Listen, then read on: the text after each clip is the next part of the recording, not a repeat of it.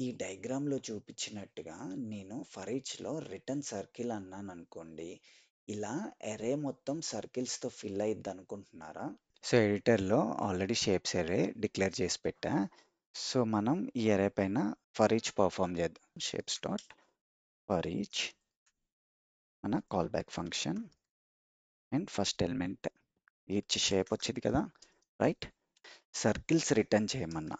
So, return circle and ఇలా return circle చేస్తే అన్ని సర్కిల్స్ లైక్ ఈ అర్రే మొత్తం సర్కిల్ సర్కిల్ సర్కిల్ అయ్యిద్దా అని అడిగా. చూద్దామా ఏమైద్దో.